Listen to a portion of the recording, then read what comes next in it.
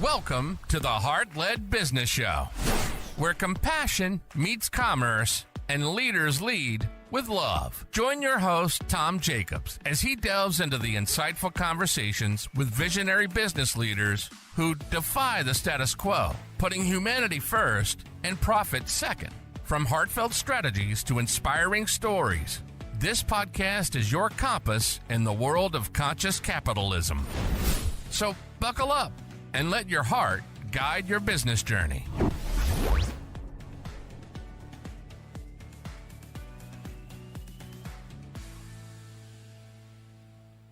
Well, ladies and lords, it's time for the tale of the trading titans in our ticklish tete-a-tete. Today, we're twirling the spotlight on the virtuoso of verve, a luminary of law, a sovereign of the stage, and the Duchess of Dance herself, Kim Bolourtchi. She's rocked the rug from the courtroom to the cha-cha, challenging conventionalities, pushing past predictable to cultivate companies with care, courage, and charisma. So what whopping wisdom will we witness on this whimsical whirl round the world of heart-led business? Well, stay tuned for a great show. And welcome to the show, Kim. Thank you so much, Tom. That is literally the best introduction I've ever had in my life. Love it. Thank you. I'm excited to be here. I'm really glad that you're here as well. And, you know, your resume is amazing in terms of the different skills that you have and how you've been able to stack them. So that's pretty amazing. I can't wait to really dive into that a little bit and get into all the details here. But first, what I always like to ask our guests is, what is your definition of a heart-led business? I love that question. And, you know, as I was thinking about it and reflecting, I think it comes down to people first.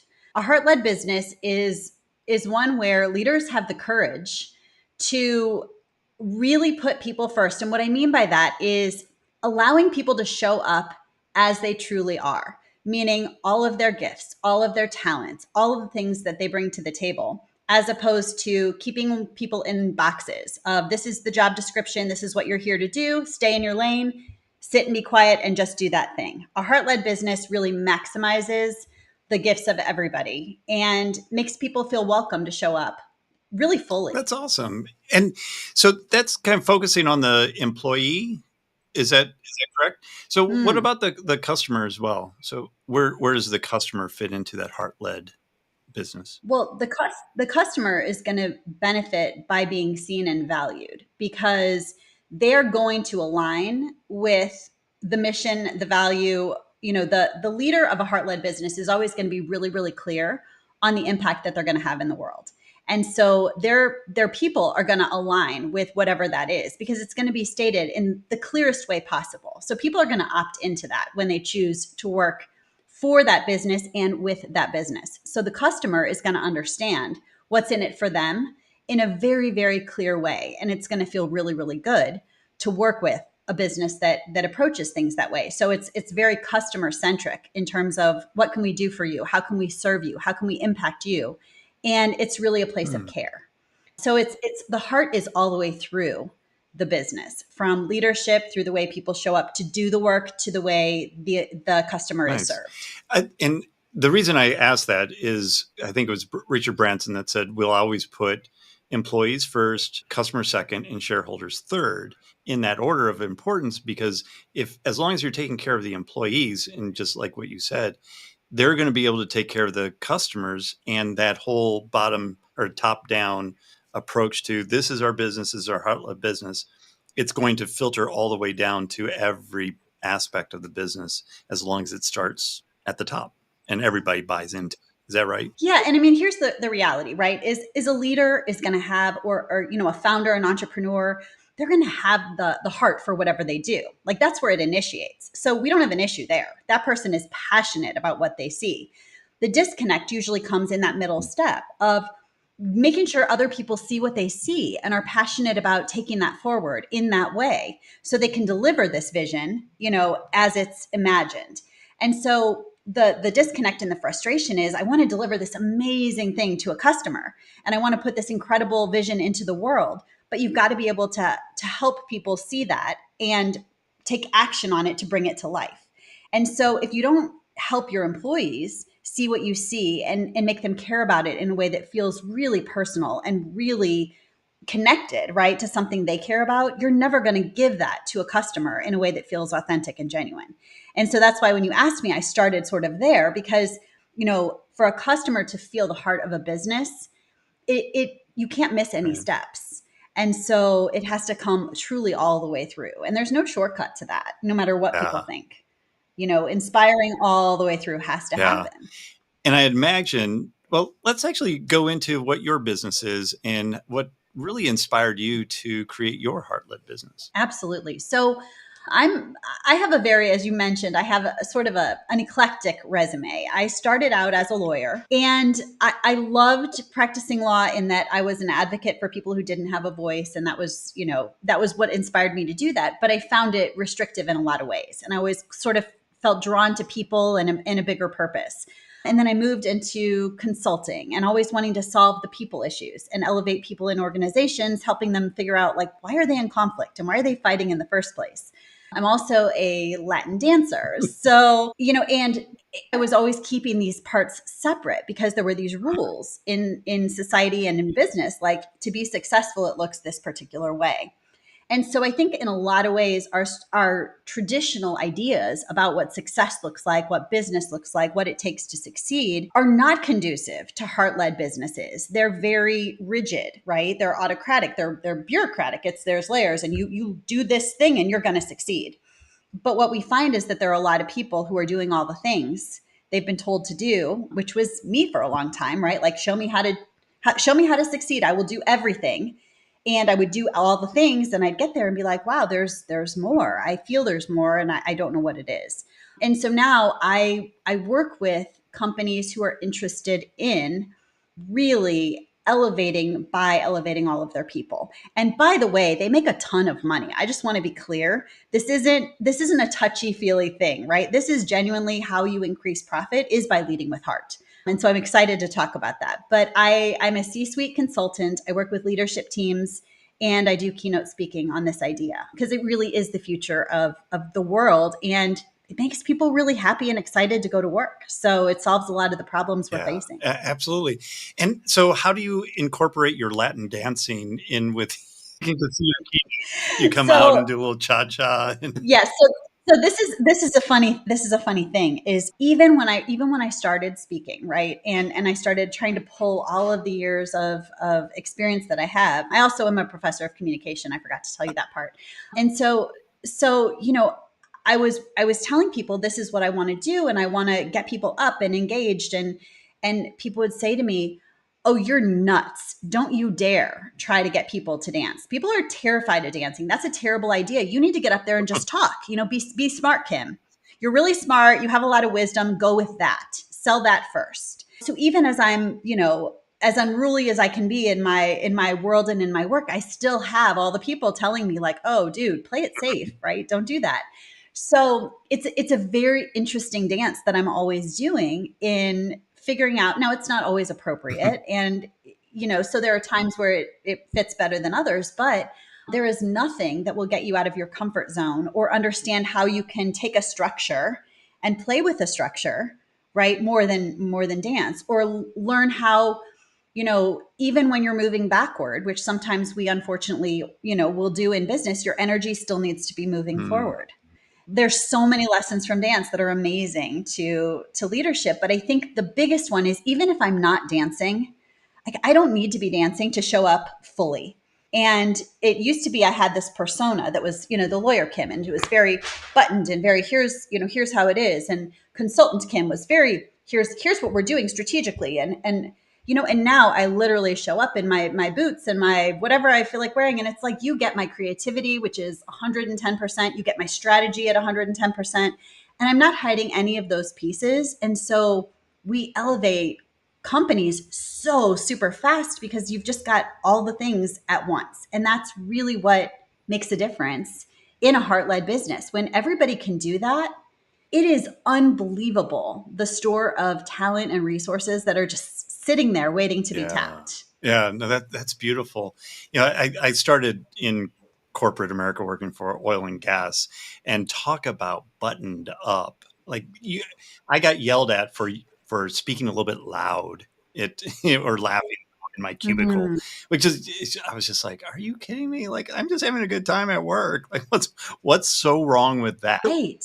We spend so much time at work, right? Like it's okay to have a good We should. time. So, do you have any good Yes. stories of businesses that maybe were struggling with having their people really come fully to work and are able to be themselves and bring their full self to work, and what that transformation looked like after you started working with them? Absolutely. So I'm thinking of a company that I just finished working with. And this company was struggling with sort of an identity as a whole. They'd achieved, a level of success and they were doing well, but it happens a lot of times with companies where they grow rapidly and then they hit a point where they sort of have an identity crisis. The thing that made them very successful at the beginning is it's not working anymore, right? So people are sort of like, I don't know where I fit. We've grown a lot. We have a lot of new positions, a lot of new places to fill, sort of in the organizational chart. And we don't know what gets us to that next level of success. And typically where people look, if they're not in this sort of heart-centered space, is they're looking at spreadsheets and they're looking at right, they're looking at numbers. And I'm not opposed to looking at numbers or spreadsheets. This is Right, important to look right. at, of course. But they see a spot to be filled and they're putting out an ad for Mm, a person, right? They're looking at we need a job. We have a job description, that we need to create and we need to fill that spot. They're not thinking about who do we have that might have this unique talent. And so there were a lot of people at this company who were sort of seeing the growth, feeling vulnerable, like I don't know what this means for me and I don't know what I add in this new paradigm. And the message was sort of like everybody's kind of stay in your lane because this is how we mm. got here.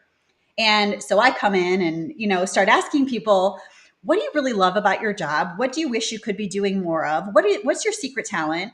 What do you love to do? And I start hearing, there's somebody in accounting who's amazingly brilliant with numbers, but who also has this secret talent of doing graphic design. And they have sketched a new logo. Well, it turns out that the owner has been wanting to update the brand and do a new logo and has been messing with a logo for probably 2 years, had no idea that this person has this gift because they're in the Right. accounting lane. And I just mentioned, hey, by the way, do you know this person over here is really, really good at graphic design? I saw their drawing. You might want to take a look. And he was like, really? Seriously? So, casually walks over, let me see what you've got, looks at it and is like, oh my God, that's Uh, it. Hence the new logo, like not thousands of right. dollars on a marketing company to do a new logo. It's right there under the roof, Yeah. right? And this is just one example of so many. And so what happens is people start waking up to, okay, wait, here's what I also love to do. Here's what I also can add. Here's how I can innovate. And so instead of everybody sitting in their lane, just being like, clock in, clock out, do my work, and a leader going, why are my people not innovative and creative? And what do I need to do to inspire them? They start feeling the space for, I actually have an idea. And, not all ideas are great, but you start creating an environment where people are feeling like they can give them and show up differently. And so now I cannot even explain how many initiatives have been brought forth by the people in the organization. They haven't had to hire anybody because people are like, oh, I want to do that. I love that thing over there. So reshifting sort of priorities, what's actually moving the needle versus extra fluff. They're saving money and they're making a ton more money because people are inspired and engaged and excited about what's happening. And this happens every time we go through Oh, this wow. process. Oh, that's great. It's Yeah. so inspiring that, kind of the old school business can actually transform into that. But is that really dependent though on the leader and really obviously, right? A million%. And I will tell you, I get a lot of flack from people Mm, in my circle because one of the things, I know when I sit down to talk with a leader, if what I hear is, you know, it's them, fix them. It's, I don't know, everybody's just they are not motivated. They are not inspired. They don't do it right. It's them, them, them, them. Like they're not going to be a good fit for my work. And I know it because the person who will innovate to the next level and who will close that gap on potential is a leader who's like, okay, I know that there's some things we can be doing better. I'm sure there's some things I can be doing better. I just don't know what they are. But I really want to figure this out. Let's partner to figure this out. And when I say this is gonna be some work, but if you're willing to think outside the box and be open to some new ideas, I think we could really do something cool here. And they're like, oh my gosh, yes, let's go. That person, who's willing to get in there can take their company absolutely anywhere. And that's what it takes right now. And by the way, that is heart, right? That's a willingness to be like, I'm going to open my heart to the possibility that I don't know everything and that it's okay to not know everything. And that the way I was taught in business school might not be the way we move forward, or the way my mentor said, here's the path to success, might not be what my unique gifts are. And there might be a way for me to show up even bigger than I ever imagined. Yeah. Oh, that's great, because, a lot of leaders have that ego within them, and it really prevents them from looking at themselves and saying, well, maybe it is me, and maybe I need to be changing to elevate the rest of the company rather than putting it on the others. Do you think that can be changed in people? Like, have you seen some leaders that were pretty resistant and they're like, no, it's them. But maybe with a little cajoling and your spirit, you were able to see that maybe there's another way, a better way. Yes. And I think that, look, I get why leaders are resistant, right? I do. And I have a lot of empathy for it because, it takes a lot of work to become a leader. It takes a lot of work to lead a company. There's tremendous pressure on people to do a good job and to, they're leading people and people are looking to them. And what I'm proposing is a lot of it is uncharted. When I say, hey, the traditional way is uncreative. Let's look outside the box a little bit and try something different that taps into the real skills you have in front of you. Well, there isn't a roadmap for that, right? I mean, I now have a lot of data that it works, and clients who are like, whoa, we're not even competing. We're in a category of one because we're so innovative and creative. So, I guess I have that going for me in making the argument, but it's still difficult for somebody who has to answer to other people and who has never experienced this, right? It's like when you do something new and it's just you trying it, it's scary to do that in and of itself. But when you're leading an entire company, so, like, I understand. And the ego, I think in part is I can't look foolish. I can't look bad. I can't make a bad decision. Right. You know what I mean? Like, I understand all of that. And so, I see it's without judgment that I encounter, the way people are. And, sometimes it's a resistance because it's just, this is the way we've always done it. But the reality is most people have to get to a point where they really they're slamming their head against a brick wall, right? They're not going to be like, hey, let's mix it up if things are okay. Right. They'll be like, that sounds really good. And that's really cool that you're doing all this really great stuff over there. But like, so far we're okay. And probably there'll be a day where it's not okay, but we're not there yet. Like, we're still pretty comfortable. And, honestly, like, that's the time to do it. You don't want to wait till the house is on fire. You really want to get ahead of it. That's the best time to do this. And I also understand, that it usually takes a significant amount of pain to say, all right, literally, we've tried everything. We need to do something new. So, yes, absolutely. I've encountered leaders who are resistant and who will, start to find the freedom in the process. And then they start to see the results and they're like, oh my gosh, I couldn't have imagined. Right. And along with it comes increased clarity in communication, increased clarity. So this is part of what I do. So they're communicating better and people are being more transparent. And so the whole system is leveling up.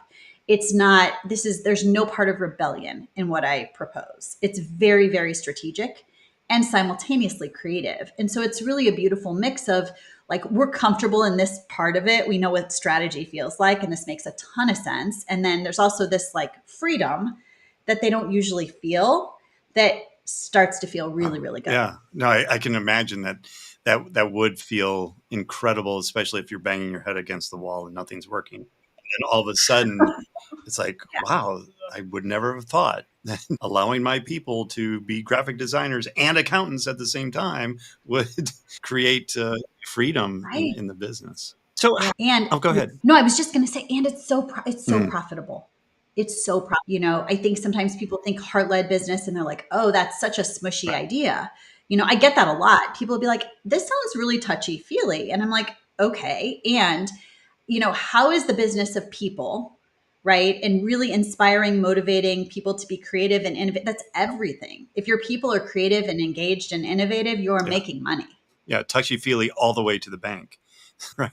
Correct. Right? Like spreadsheets don't make you money. They reflect what you've done, but your people are the ones that are making you money.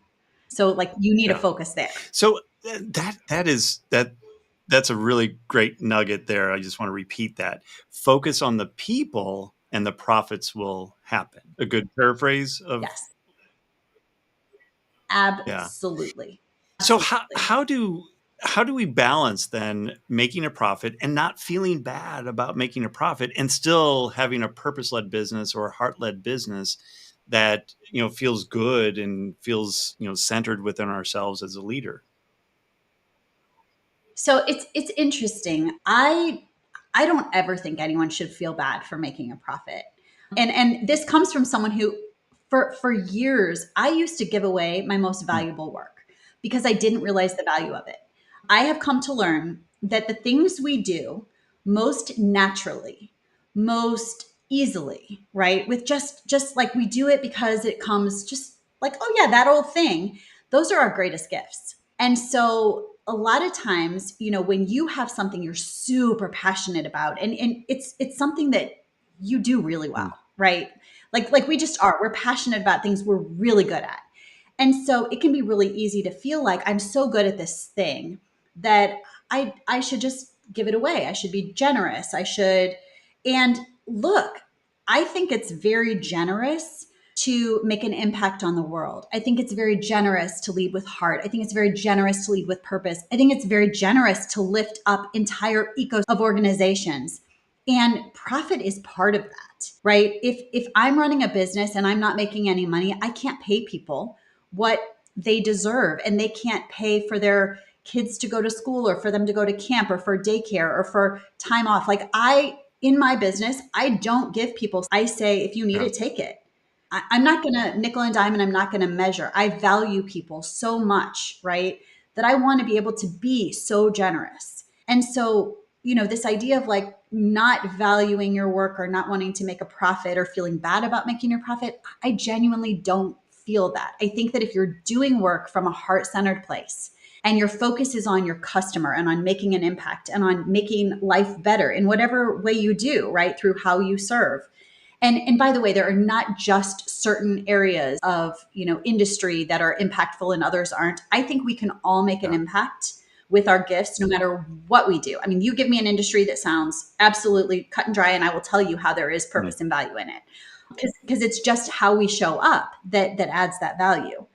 I think it is, a phenomenal thing to make a profit. And when you are focused on the impact you're trying to make and you're focused on taking that heart all the way through, I think you can feel really proud of making profit. I think where we go wrong, and I see this all the time, is people start there and they're genuine about their intention, and then they start to make a profit.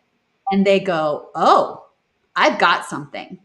Hypergrowth. Let's go," right? And their Mm. focus shifts and they forget why they're doing it. And they forget what they care about and who they care about. And people become dispensable widgets. And the customer becomes a little bit more removed. And suddenly it becomes about that spreadsheet and you lose the heart. And it's only a matter of Yep. time before you lose the thing that makes you really special. Mm. So that, to me, that is the balance. If the heart line is all the way through and you're making a profit, that's a beautiful balance, right? But if you're focused, if you're prioritizing the profit over people, I'm going to say you've got a short life. Yeah. I mean, you think about some of the Fortune 500 companies that are making obscene profits. I came out of oil and gas, and so that's one of them. How are they able to create a heart-led business if they don't have one already? That's a tough one, right? I think it starts in Mm. microsystems. So in the larger institutions, I mean, I think leadership has a lot to do with it again, where you're valuing people and you're putting in broad policies that show you value people. And then you're asking, leaders to create teams where you're starting to do the things I'm talking about, right? Where you're giving people an opportunity to show up in ways that maybe they weren't able to do so before. I think we tend to get very transactional. And I think people sometimes get lost. So a huge, large company can make a ton of money, right? And by some measures, that means they're successful. But if people are turning over a lot and they're unhappy and their quality of life is terrible, right? You can still hold a pretty significant profit margin in a company like that, but you're churning through people. In my world, that's not successful. So there would be people who disagree with me, right? They'd be like, "Oh, it's all about the money." But again, that's not a heart-centered business. And so I would say the value system has to switch, and I don't think it's either or. And I think that is one of the faults of the way we think about things is either you have profit or you have happy people. What I see in the ecosystems I help create Yeah. are both. Like truly, Yeah. it's and so I think that those large institutions, if they reshape their thinking to making it they're in the best position to actually do that because they have the resources, they have the infrastructure. They just need to rethink, how they're treating people and how they're training their Yeah, leaders. absolutely. And thinking back to my time in those environments, it was definitely not people first. It was always like, let's look at the bottom line. Are we hitting our numbers? Are we doing this? And there was very little like, hey, bring your full self to work. Let's make sure we hear all the different opinions of people. And a lot of times they would have D&I initiatives, and it would just be talking, and nothing was really behind it. So, but I like how you're talking about bringing that heart through all aspects. So through the profit line and through the people line and through the customer line. And as long as those are all aligned together, you should be making a good profit and be proud of the fact that you can make a really great profit, because then you can do a lot of stuff with that. You could help more people. You could give it away. I mean, Yes. there's just so many different things that you Yes. can do with that profit that still are leading with heart. Absolutely. And you can innovate with Yeah. heart, right? So a lot of times the heart-centered leaders are the ones who want to Yep. change the world. And so if you make a profit, then you have resources to Yeah. change the world, right? You can innovate and create opportunities for more people to lead with heart. You can do more things. And so I really do support that notion. And just to your point about this is something I feel really strongly about. Companies that have initiatives or where they ask employees for input and things like this, and then they don't actually care and they don't actually listen, like don't even bother, because people know the difference, right? I remember I worked at a law school, a top 20 law school, and I remember sitting in a meeting where the dean asked everybody what should happen with this particular room. It was a break room, and asked everybody what should happen with this room. We're going to repurpose it for an hour. It was a lunch meeting. We didn't have lunch, but it was over lunch. Everyone was called into this, right? And she's asking, what should we do with this room? Give me ideas. And so people at first are reluctant because it's not a high trust environment, but then people start talking.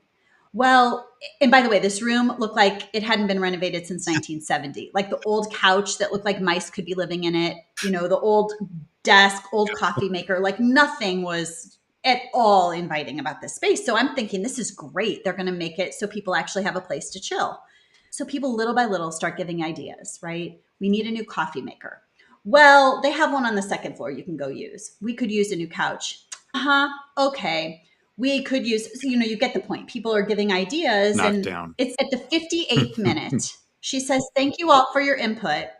Just so you know, we've actually decided to repurpose this room as a faculty lounge." Now, there isn't a faculty member in this room. This is all staff, support staff, people who work in the Career Center. We're going to be making it into a faculty lounge, and it will be for faculty only and for guests and special events. But thank you all for your input. I really appreciate it. Wow. Right? Guts. Yeah, no, for real. This really happened. So, that left an imprint for me. Like to this day, I still talk about it, and I tell leaders, like, the damage you do when you ask for input and you're not sincere about wanting it is substantial. So just don't bother, right? Just be honest. This is what we're doing. Here's why we're doing it. Yeah. Move on. Say the hard thing, move on. Don't pretend you care. Yeah, if you what a don't waste of time. Like Right? all those resources for an hour and no lunch.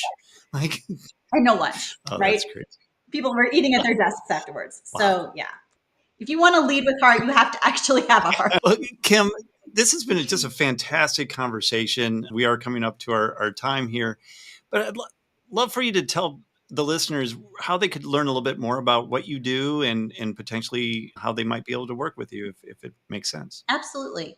So I do work with leaders. I work with founders, the C-suite, leadership teams. I do consulting. I also do communication workshops. So if somebody needs kind of a quick, we're not communicating really well, or we're having trouble with conflict, we're having trouble saying the hard things, I'm definitely someone who loves helping teams solve those issues. I have a motto, I say the thing, and I help people do that really, really well. So that's something, I'm always happy to have a conversation about. And I'm also just happy to chat. So I think in your show notes, you're going to have my email, my website. Both of those things have information about how to contact me. I also really, really love facilitating and speaking. So if anyone has an opportunity, to bring me in, I'm super interactive. If you give me the opportunity to make you dance, I absolutely will. And people love that, but I won't force it. But it's pretty fun. That'd be great for a business meeting, leading off with a little dance at the top of the hour. I do it in a way like everyone can do it. People are always like, I'm going to look really bad. I'm going to be really embarrassed, but I teach it in a really, really basic way. Everyone can do it. Even people with 3 left feet, as someone always protests. And, it's pretty cool. So definitely not your boring keynote speech by any means. Well, Kim, thank you so much for joining us today and sharing your words of wisdom, tons of nuggets that I've acquired from just our short talk together. And I really appreciate you sharing your thoughts with our audience. Thank you so much for having me. It was an absolute pleasure. I really enjoyed our conversation. Awesome. Well, thank you. And thank you, listeners, for listening and watching to the show today, depending on if you're on YouTube or Apple or Spotify. I really do appreciate it. And I know Kim appreciates you joining in as well. And all of her links are going to be down in the show notes. So make sure you're checking that out and seeing everything that Kim is doing as well. And then if you could do us a favor and share the show with a friend or family member or colleague that could use the advice that Kim shared, I would certainly appreciate it. And I'm sure your friend would appreciate it as well. And so until next time, lead with your heart. You've been listening to the Heart-Led Business Show, hosted by Tom Jacobs. Join us next time for another inspiring journey into the heart of business.